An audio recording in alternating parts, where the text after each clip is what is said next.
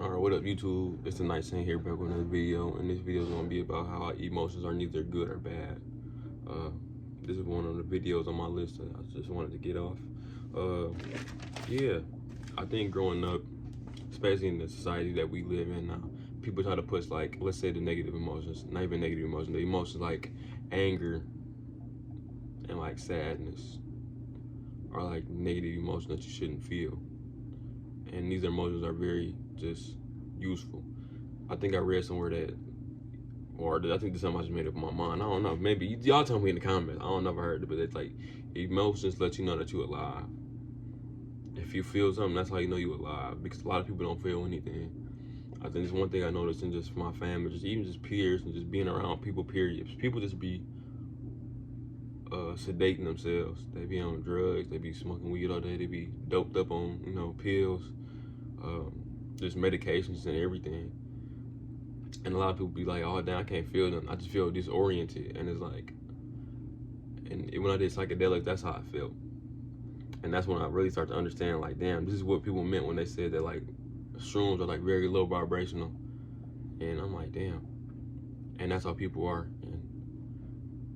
And a lot of it is because people just be living through a lot of shit. And like I said, it's understandable, but it's gonna come a certain point in time when, like, you gotta be honest with yourself, man. You really can't be living like very just, you can't just be living like, a boat in a storm, like just being carried, like, a boat in a wave just being carried to this event, this event, and this event. It's like, you gotta take control of your life and stop allowing like just negative things to just happen and just take you where they want to take you.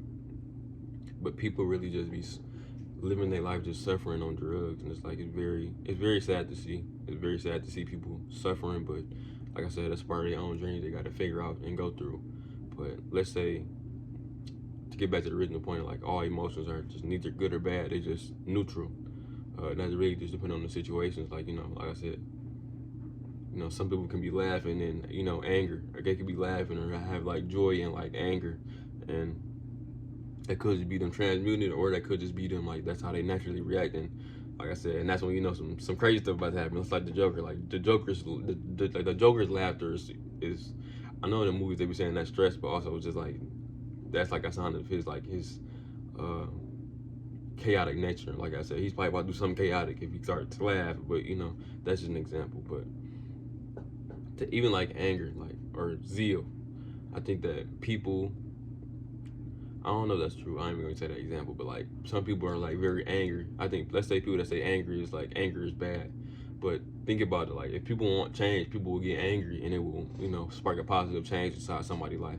Like me, oftentimes I get very angry with myself, but it's not angry in the sense like I hate myself or I don't like myself. It's angry because, even though those could be true, but it's like, it's angry because I want better for myself, and it's ultimately pushing for a positive result to happen.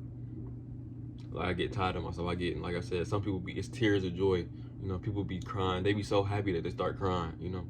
And then there's tears of sorrow. Like, people sad that, let's say, so and so is gone, and that's how it really like flips, and that's how it goes. So, and that's how people are. But people, I think the society, let's say men's anger, a lot of men, well, a lot of society push it on men like, oh yeah, it's not good for men to be angry, and they try to demonize, like, oh, like, angry men is dangerous, when it's actually, it's not the opposite, but it's just a specific type of angry man is dangerous.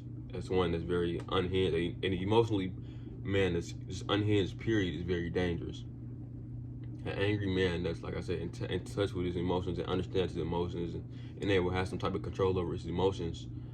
Not saying that he don't have anger. He knows how to use his anger for positive change, and uses as a positive rather than a negative for destruction.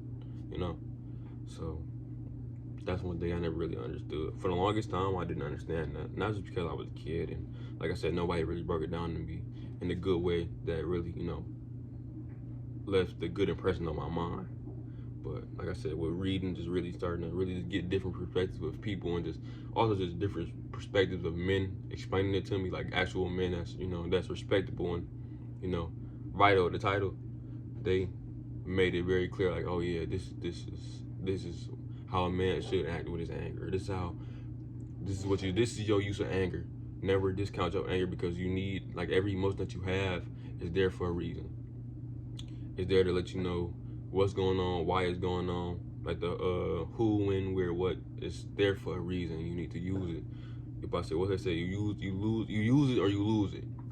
And like I said, and I think that's part of the problem with young men or young boys nowadays. They don't know how to control their emotions or have some type of understanding of it. So a lot of them either go to the streets or they go shooting up schools. So they start to just beat on people. They start to beat on their loved ones that surround them. They start to lash out, and it shows that they don't have no good type of emotional control or even just intelligence, period, to understand themselves.